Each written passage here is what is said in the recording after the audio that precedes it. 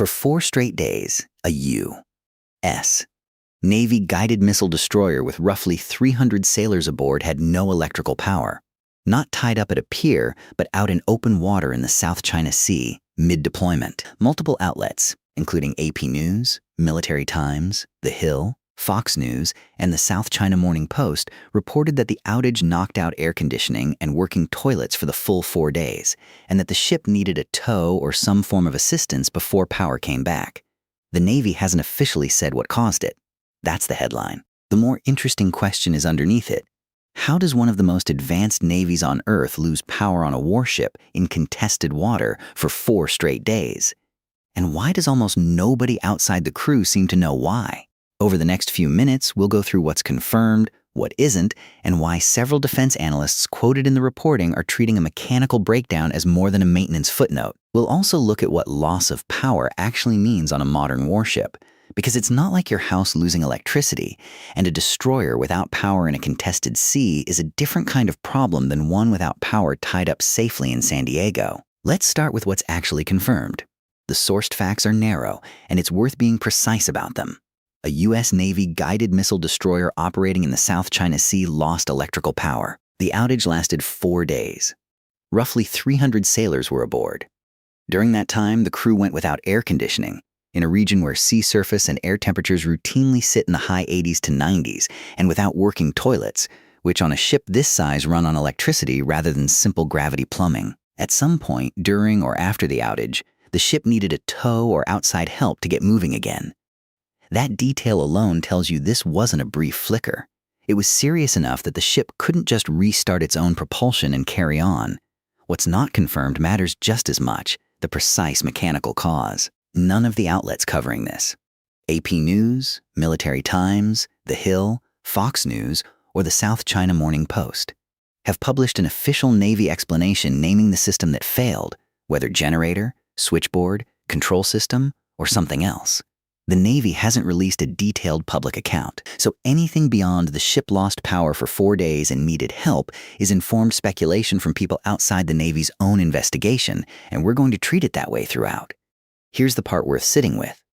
Losing air conditioning in the South China Sea isn't a comfort issue, it's a health and habitability one. Steel hulls under direct tropical sun heat up fast, and without powered ventilation, compartments below decks can get genuinely dangerous to work or sleep in over any extended stretch. Add the loss of working toilets, an unglamorous but real problem with a few hundred people confined together, and you have 4 days that were almost certainly miserable for the crew, however the Navy eventually characterizes it publicly. The fix, based on what's published, looks like some mix of onboard damage control work and an external tow or assist, though the exact sequence hasn't been laid out anywhere in the sourcing available.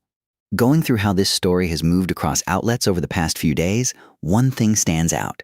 Nearly every version repeats the same handful of details. 300 sailors, 4 days, no AC, no working toilets. That suggests this is mostly coming from the same small set of original reports or leaks, rather than 5 newsrooms independently confirming the same facts. That's not a knock on the reporting, just useful context for judging how solid the ground under this story is. Now here's where it gets bigger than one ship. Analysts quoted across this coverage, especially in the South China Morning Post's piece, have tied this incident to an older question. Is the Navy's deployed fleet stretched thin on maintenance and reserve capacity?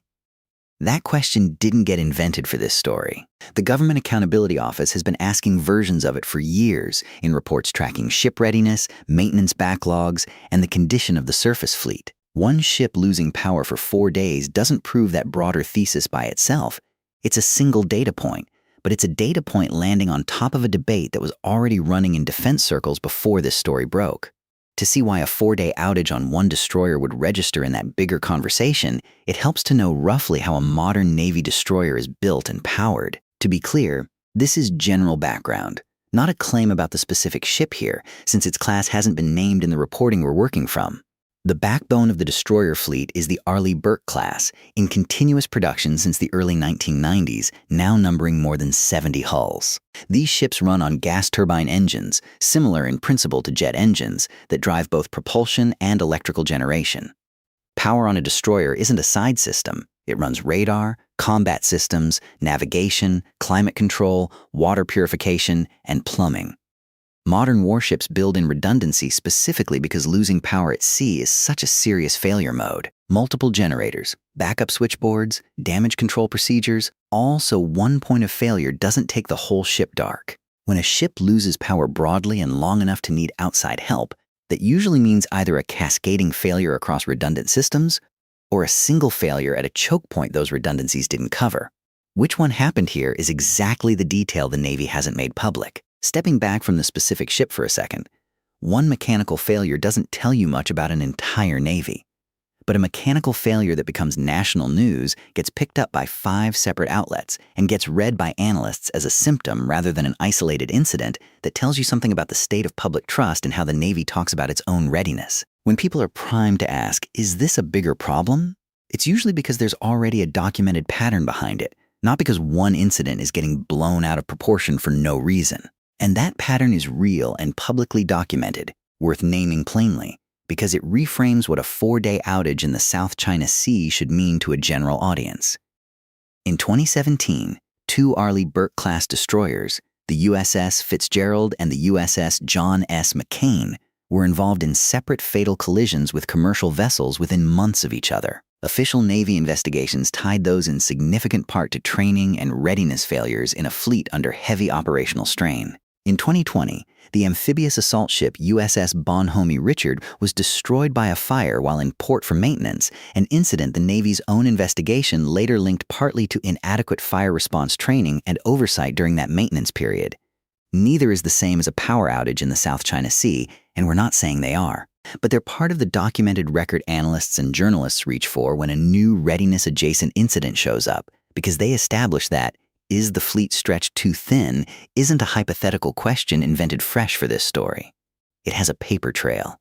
Here's the take that'll probably split the comments. The more troubling detail isn't the outage itself. Mechanical failures happen to every large, complex machine, warships included. It's how little the Navy has said publicly, days after multiple national outlets picked the story up. Militaries have legitimate reasons to withhold technical details about system failures, especially anything that could hand an adversary an exploitable vulnerability. But there's a difference between withholding classified specifics and saying nothing at all about a story involving 300 sailors going without power, air conditioning, and working toilets for 4 days in a strategically sensitive body of water.